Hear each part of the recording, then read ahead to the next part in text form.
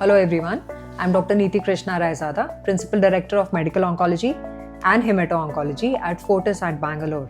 Well, cancer is a global pandemic. It is rising in alarming proportion.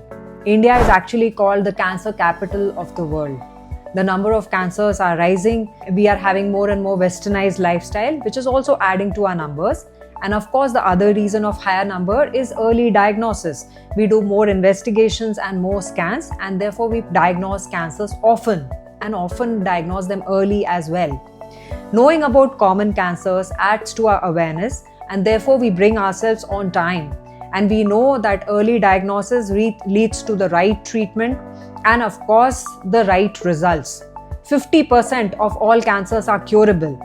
Quite often they are preventable as well. So knowing things, what cause cancer and what can be prevented is vital importance. Well, we know addictions is the most important thing. Talking about alcohol, talking about smoking, talking about environmental pollution, and of course occupational exposure. Certain type of chemicals. Knowing your own family history is another thing. If you have a persistent problem which is there for more than 2 weeks, maybe a constant gastric irritation, maybe fever which is unexplained, having a swelling in any part of the body, bringing out blood from any part, whether it's in cough, whether it's in vomitus or while passing stool, having altered bowel habit, persistent stomach pain, persistent chest pain, persistent cough. These are symptoms note and which should bring you to a doctor. Knowing about common cancers is equally vital. Breast cancer is the commonest cause of cancer in our country. This, even when you combine both genders, men and women, almost 14% of all cancer is only breast cancer. What can you do about it? First important thing is knowing your breast, examining your breast from 20 years of age every once a month. From 30 years of age, every 6 months, a clinical breast examination. From 40 years of age, an annual mammogram, which is an X-ray of the breast. Often, if you have a high-risk family history, an oncologist will assess you, find out if you have a high-risk mutation, and may offer other tests as well, including a blood test and sometimes an MRI of the breast.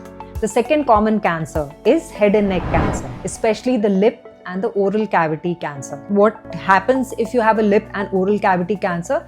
When a painless ulcer, even a small ulcer in the tongue can actually hurt. But when it is cancer, often you have painless ulcers which are persistent beyond 2 to 3 weeks. A self-examination in front of a bright light actually notices any redness, white patches, or even thickening in the mouth, which you should bring to medical attention. Again, India happens to be the hub of head and neck cancer. Especially, we have a large population which chews tobacco, which is the most common cause. Even betel nut chewing can cause. Besides this, a constant irritation from tooth is another cause. These are curable cancer. So please bring yourself to a head and neck specialist or an oncologist who will examine such ulcers, redness or even whitish patch and tell you what can be done about it. The third important group of cancers is gynecological cancers. Cervix cancer was actually the first common cause of cancer amongst women in the past, which has been replaced by breast cancer. However, cervix cancer still happens to be the commonest cancer in rural India, related to personal hygiene, related to multiple partners, and also human papilloma virus, which is now preventable. Just an HPV vaccine starting at 9 years of age to girls and boys both up to 45 years of age is recommended. For a younger population between 9 and 14, twice at 0 month and 6 month.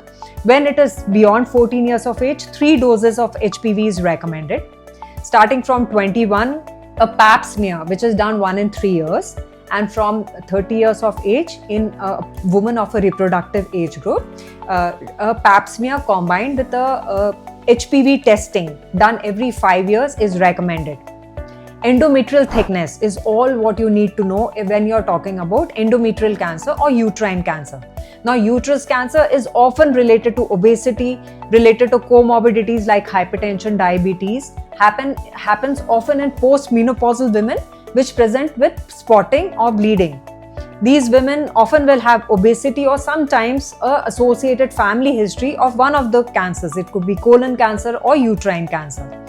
doing a routine ultrasound of the pelvis, which actually illustrates the entire uterus and the pelvic structures and notes an endometrial thickness which could often be more than 4 millimeter, so 5 millimeter or more, with unusual thickening of the endometrium, should prompt you to go to an expert, including a gynecologist, who may often ask for a biopsy. Ovarian cancer can often be seen with a family history, where sometimes a transvaginal ultrasound along with a blood test known as a CA-125 is ordered.